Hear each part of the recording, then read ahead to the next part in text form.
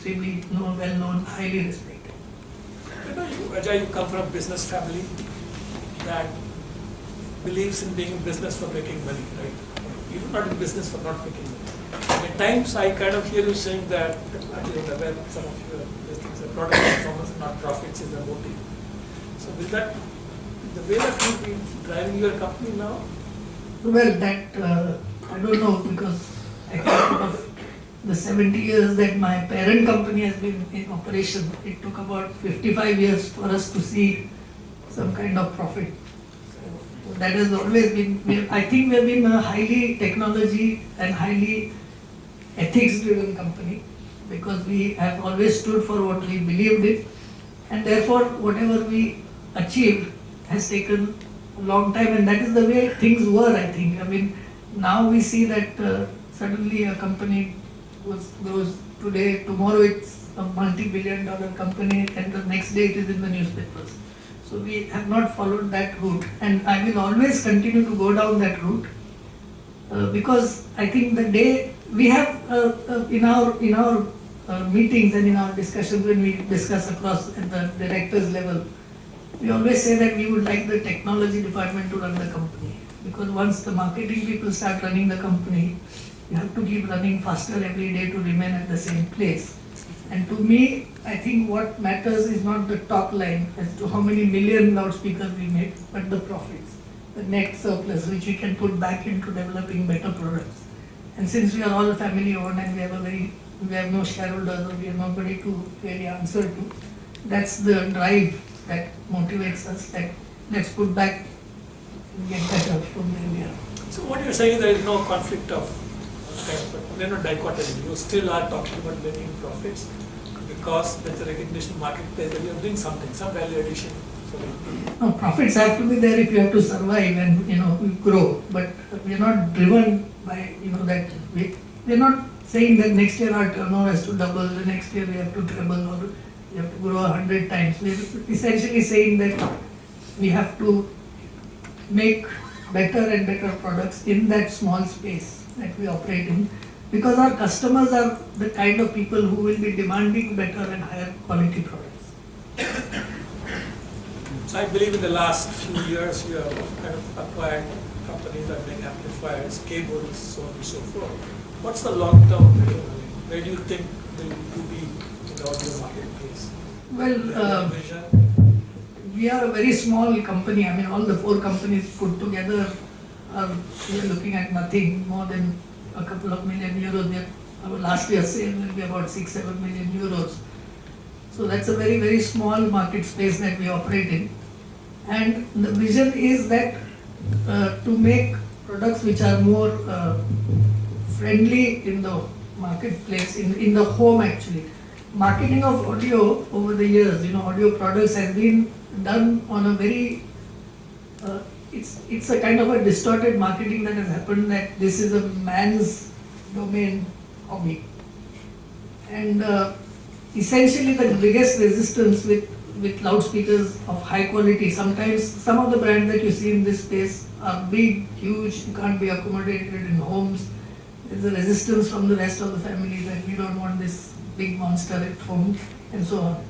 So we've looked at that, and we've also got into retail now, and we have our first retail venture that we have launched a couple of months ago, where we are trying to bring audio to a different market, to people who have not been exposed to quality audio, and also largely to a lot of female audience, because they occupy 49.6%, I was told. 80% they decide, yeah? Yeah, and if we don't target those, I think they will not allow this industry to grow. And this is something that we have. And essentially they come to this hobby from an architectural point of view. Most of the time they will say that, well, if it's a wife and a husband or whoever, 2 partners staying together, you're not getting that monster into my living room, because it's going to spoil the look and feel of it. Fair enough, fair point. But that is where companies like Bose use that, and they targeted that, and they said that we'll make a loudspeaker of this size, And that is what was why I made some observations on that loudspeaker, because that's like saying that if you make a loudspeaker of this size, it's obviously going to have a lot of limitations. And in absolute terms, what they're trying to say is that if I drop this, it will go up rather than fall down. It is as flawed as that. But they had their strategy and they worked around it very cleverly. They largely marketed their products in uninitiated markets, like the Middle East, India. If you go to a developed market that has been exposed to high quality audio, they don't have any market share. And they have also realized that they've really got out of this space, the really high quality space, and they've moved into other things like noise cancellation, headphones and the like, car audio, which again they got quite a bit of resistance of late. So what you're saying, they're building up. What we're trying to do is Quality grow and still is build up that volumes. bring new people to this market, bring new audiences to this market, and look and make them realize that there is a lot of product available on the market, but these are small companies who cannot do the mega bucks advertising that large corporations can do, and therefore we have a challenge as to how we reach out to these people. But now with the internet, with the websites, with all of this, and with what we run at Audio Lounge in London, we have weekly events that we call Audio Lounge Listens, where we take, let's say, an iconic album. And for those who know and follow jazz, just a couple of weeks ago we had Miles Davis' iconic album was The Kind of Blue. So that album was produced by Columbia Records, and we got the general manager who was then in charge of managing and producing and marketing this album to come and give the ideas behind and the story behind the scenes as to how this album was produced. And then we went through the whole album and people listened to it. We have sellout audiences. We actually have people fighting for space. So that's the way we are trying to reach out to more and more people and making them more aware that look, there's a lot of product on the market, in this market space, and go and find out for yourself. That's the kind of way that we're trying to reach out to. I think we're pretty much impressed and excited with your approach, and I believe in the days to come, we in India will be watching, right, this high brand name that comes to be associated with India as a country.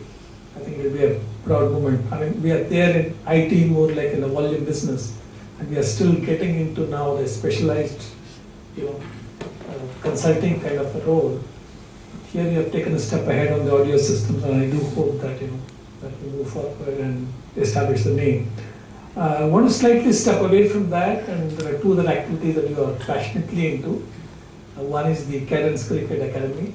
Maybe you want to talk a little bit about that? What exactly is your plan there? We played cricket, and I was entering my girlfriend with whom we used to play what is today called gully cricket, met me outside and just reminded me of the fact that, do you remember we used to, yes, I said, of course we used to play in 1965 to 69 every evening. That was the sport of choice, because in our school, and I have my classmates sitting here, we were not allowed to carry cricket bats because the school was run by German Jesuits. So if we brought a bat, it was mostly confiscated. So we used to play cricket with a hockey stick, which kind of helped us because we were able to middle the ball more or less. Cricket has been, I think it's a passion with everybody who lives in this country as a sport. And we had a large space at our factory in Mundwa. And one day some of the staff said, that why don't we use this space? And it was actually a dump yard for some of the solid wastes. So it was cleared up largely to create a helipad for our company helicopter, which was due to arrive. And then we said that, the helicopter comes and goes, and then the rest of the space is waste. So why not convert it into a cricket ground? So that's how we converted it into a cricket ground, largely for us, for the staff and all of us to play. But then I saw that there was nothing